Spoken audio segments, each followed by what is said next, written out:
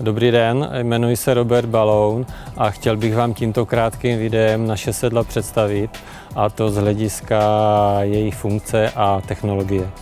Se mnou je tu naše prodejkyně, veterinářka Dominika Švehlová, která se k sedlům vyjádří z hlediska zdravotní problematiky, a pak je tu s námi naše úspěšná drzvorní jeskyně Adéla Neumannová, která se s vámi podělí o své praktické zkušenosti v tomto sedle.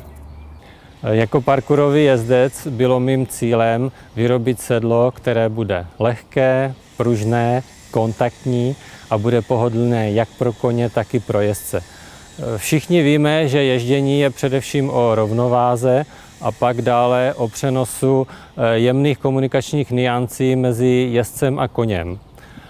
Čím více jezdec v sedle vnímá svého koně a naopak, tím širší a hlubší pole pro vzájemnou komunikaci máme, což by v konečném důsledku mělo vést k lepší proježděnosti našeho koně. Technologie těchto sedel je zcela odlišná od všech standardních běžných sedel. Hlavní rozdíl spočívá především v plné flexibilitě. Jehož technologie zaručuje, že se sedlo automaticky rozloží po hřbetu koně. Jelikož při pohybu koně dochází neustále ke změně tvaru hřbetu, tak i toto sedlo je schopno se samo vždy tomuto tvaru hřbetu přizpůsobit. Toto sedlo má také snížené těžiště zhruba o 7 až 10 cm, takže jezdec může sedět lépe v koni. Hlavní rozdíl začíná již v uložení sedla na koně.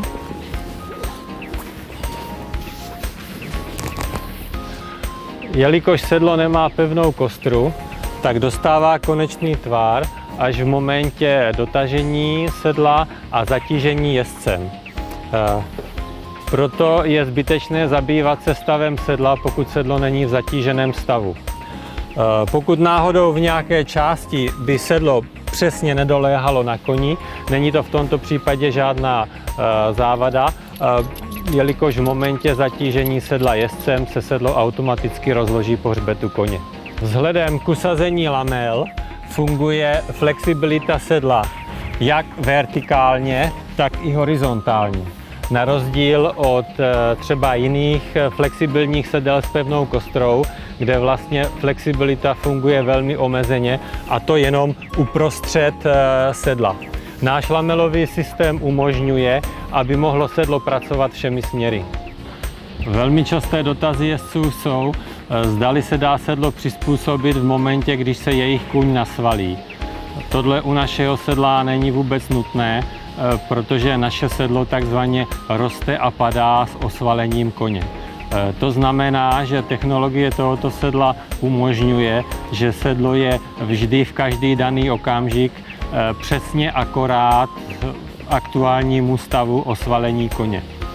Možností výměnou komory můžeme v budoucnu tohle sedlo použít i na jiného koně. Pokud kůň pohne hřbetem při práci, tak vlastně mezi hřbetem koně a sedlem vznikají nemalé tlaky, které jsou v případě sedel s pevnou kostrou částečně eliminovány polstrováním sedla, ale částečně se můžou vracet zpět do osvalení koně. V případě tohoto sedla jsou tyhle tlaky propuštěny mimo sedlo a vlastně dokážou jakoby těmhle tlakům uhnout. Závěrem bych to mohl shrnout do jedné věty, že vlastně naše sedlo v každý daný okamžik kopíruje hřbet koně. Já sama mám se sedlem Baloun osobní zkušenosti již asi půl roku. Mohu říct pouze dobré zkušenosti, především je zde mnohem větší kontakt s koněm při jízdě.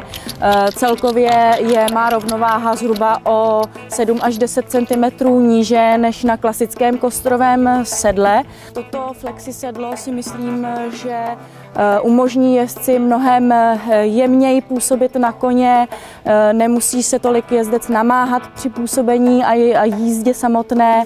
A samozřejmě jsem si hned po asi týdnu ježdění, kdy jsem si zvykla na jízdu v tomto sedle, všimla velice mnohem lepších chodů a pohyblivosti koně, jak ve smyslu podsazení, práce v zádech koně, tak samotných prostorů toho chodu.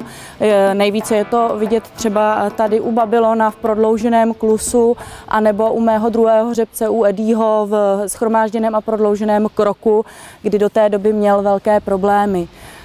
Poté jsem si všimla i zlepšení, co se týče skákání 1:1 přeskoků, nebo dále pak třeba laterárních cviků, jako jsou překroky v klusu ve cvalu. Dále určitě je zde i pozitivní hodnocení z hlediska mého fyzioterapeuta pro mé koně, kdy hledal obrovský pokrok, co se týče osvalení a hlavně to, jaký má kůň,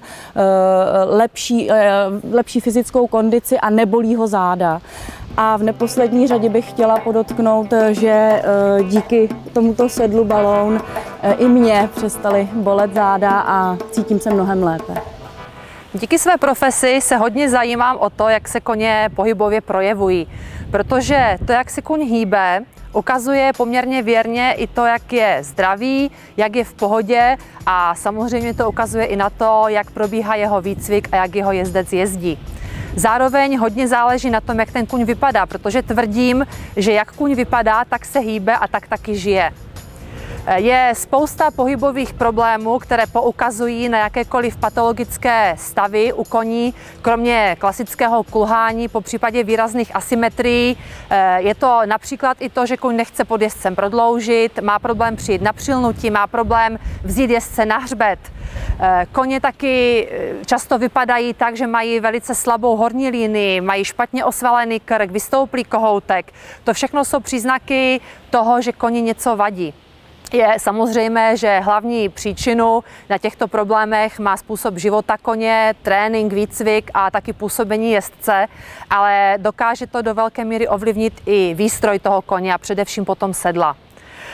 Nemusí se jednat přímo o sedla nevhodná nebo sedla, která třeba nepadnou tomu konkrétnímu koni, ale myslím si, že pracující svaly výrazně ovlivní i sedlo, které je tvrdé a toho koně vlastně tísní, podobně jako kdyby gymnasta měl cvičit v nějakém kostěném korzetu.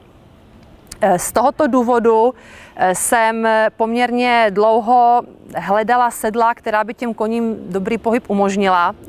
A svým způsobem v dnešní době se člověk může podívat na sedla bezkostrová. Existují sedla, která mají nějaké plastové kostry, existují dokonce sedla, jejichž části koster se navzájem pohybují. Vždycky ale tam jsou nějaké ale. Například to, že některá z těch sedel mají špatnou stabilitu na hřbetu koně. Některá z těch sedel špatně rozkládají hmotnost jezdce. A samozřejmě taky to je i finanční otázka. Když jsem byla na předminulé Ekvitaně, zaujala mě tam praktická práce německé fyzioterapeutky a trenérky Karin Katwinkel, která se svými koňmi předváděla velice pěkné cviky, opravdu vysoké drezurní cviky a prezentovala tam taky zajímavá sedla, která vlastně představovala jako na pružné lamelové kostře. Byla to sedla, která vypadala jako běžná anglická skoková nebo drezurní sedla, nicméně se velice dobře přizpůsobovala hřbetu koně a taky tomu pohybu koně. Byla jsem opravdu překvapená, že to byla sedla české výroby, značky Balloon. Sama jsem i hned po Ekvitaně ta sedla pořídila a začala jsem je zkoušet. A další překvapení následovalo, když bez jakékoliv jiné změny v tréninku, ve způsobu ustájení koně, ve způsobu práce se ti koně začaly úplně jinak pohybovat.